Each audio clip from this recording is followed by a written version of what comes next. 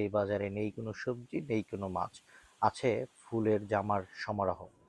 প্রথমেই ঢুকতে চোখে পড়ে আমার এই ফুলের দোকানটি, যেই দোকানটিতে বিভিন্ন ধরনের ফুল, যেই ফুলগুলো সাধারণত হলুদ, লাল, সবুজ বিভিন্ন ধরনের হয়ে থাকে। ফুলটি দেখে আমার কাছে খুবই ভালো লেগেছিল।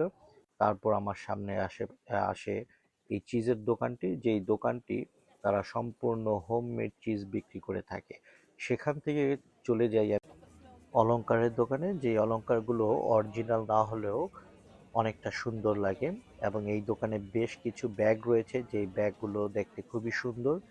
তো এগুলো দেখতে দেখতে আমি চলে আসি রুমের ঘ্রাণ বাড়ানোর জন্য এমন একটি দোকানে, যেখানে একটি বাচ্চা দেখি আমি খুব সুন্দর। সেখান থেকে ঘুরতে ঘুরতে আমি বিভিন্ন ধরনের ছোট ছোট নানান যে পসরা নিয়ে বসে সেই ধরনের দোকান ঘুরতে ঘুরতে চলে আসি একটি টার্কিশ শপ, যেই শপটিতে টার্কির 100% কটন এবং খুবই মোলায়েম ধরনের কাপড় তৈরি করে থাকে, যেই কাপড়গুলো দেখতে খুবই সুন্দর এবং খুবই মসৃণ।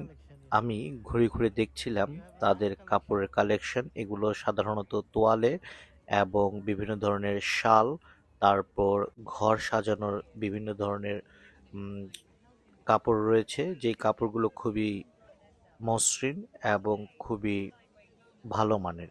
আমি কাপড়গুলো কিছুটা ধরে দেখেছিলাম, যেই কাপড়গুলো ধরতে বোঝা যায় যে এগুলো অরিজিনাল সুতির, এবং তার্কিশরা সাধারণত খুব ভালো মানের পণ্য তৈরি করে থাকে, যেই পণ্যের জন্য তারা সমগ্র পৃথিবীতে তাদের নাম রয়েছে। সেখান থেকে বের হয়ে আমি বাইরে আসতেই দেখি মানুষজন এখানে বিশ্রাম নিচ্ছে, রোদ পোহাচ্ছে।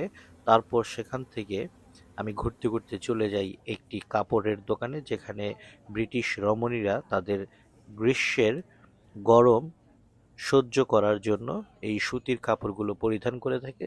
এখানে কিছু কাপড়ের নকশা আছে। সাথে আমার সাথে যে বড় ভাই রয়েছে সে ঘুরে দেখছে যে কাপড়গুলোর মান কেমন। সাথে আমিও ভাবলাম এখানকার কাপড়ের ডিজাইনগুলো কেমন হয়ে থাকে দেখিনি। সামারের কালেকশন কাপড়গুলো আসলেই খুব সুন্দর। আমি বিভিন্ন ধরনের কাপড় হাতে নিয়ে দেখলাম, এই যে যেমন এটি অনেকটা কুশি কাটার কাপড়ের মতন, যদিও বা না সে, তাও আমি বিভিন্ন ধরনের সুতির কাপড় যেগুলো দেখতে খুবই আনকমন সেগুলো ঘুরে দেখলাম। এই দোকানে কিছু অর্নামেন্টসও রয়েছে। এভাবেই ঘুরতে ঘুরতে চলে আসি একটি ঘড়ির শপ এবং কিছু